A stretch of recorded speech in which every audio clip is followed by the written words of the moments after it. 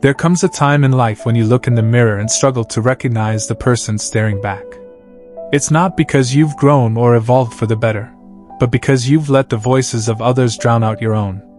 The criticisms, the doubts, the whispers that say you're too much, not enough, and will never make it begin to define you. And before you know it, you're living for their approval, carrying the weight of opinions that were never yours to bear. But the truth is, you weren't created to be a prisoner of someone else's thoughts. You were born with a purpose that no one else can define. Every time you let someone else's voice override your own, you give away a piece of that purpose. You trade your power for their permission. It's time to take it back. The world will always have something to say about you, but that doesn't mean you have to listen. There comes a moment when you have to reclaim your mind, when you stop letting people rent space in your head for free. Your mind is sacred. It is the birthplace of dreams, the soil where faith takes root, and the forge where your future begins to take shape. Yet, too often, we leave the gate to our minds wide open. We allow anyone and anything to walk in and plant seeds of fear, doubt, and negativity. We absorb the voices of people who don't know our story and let them tell us who we are, and worse, we believe them. Think of your mind as your home. You wouldn't leave your front door open and let thieves walk in to steal your most precious belongings. So why leave your mental door open to thieves who rob you of your peace, your confidence, and your joy? Each day you must ask yourself, does this deserve to come inside? Does this serve me or does it weaken me? That's the power you hold. And if you don't claim it, the world will take it from you without hesitation. Guarding your mental gate means recognizing that not every opinion matters. Not every voice deserves to be heard. Some people speak from their own pain, insecurity, or failure, and try to transfer that weight onto you. But their baggage is not yours to carry. You don't have to catch every piece of negativity thrown your way. Let it fall. Let it pass. You have your own battles to fight. There's no need to take on anyone else's war. Guarding your gate teaches you to pause before letting words take root in your spirit. Ask, is this truth or poison? Will this help me grow or tear me down?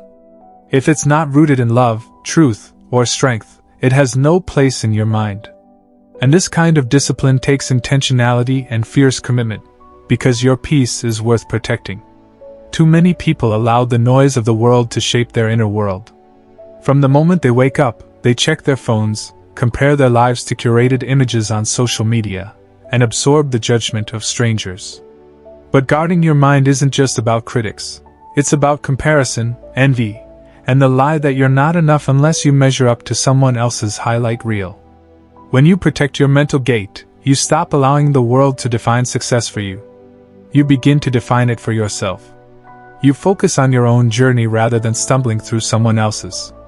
Learning to say no is one of the hardest but most essential parts of protecting your mental space. Saying no to people, conversations, and environments that deplete you is an act of self-respect.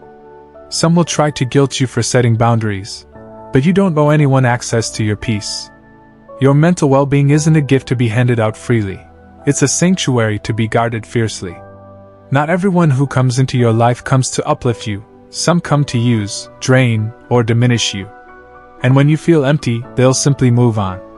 That's why you must be strong enough to close the door, even if it disappoints people who were never meant to have that access in the first place. Every day, you have the power to choose what you let in and what you keep out. You are in control of your thoughts, the conversations you engage in, and the voices you allow to shape you. That is where true freedom begins, when you start choosing what enters your mind instead of being at the mercy of external chaos. It's not about shutting the world out completely, but about being wise. Your mind is the most powerful tool you have, and anything that weakens it must be kept out. When someone tries to plant doubt or negativity in your head, remember, you hold the key. You are the gatekeeper. You decide what stays and what grows. Guarding your mental gate is a daily practice, not a one-time decision. The world will always try to break in, but if you stay grounded and alert, nothing can shake the foundation of your purpose.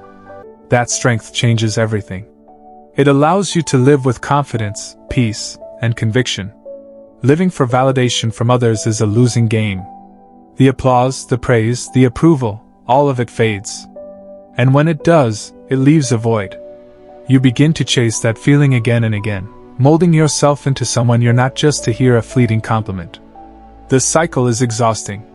You start adjusting your personality, goals, and dreams to meet other people's expectations.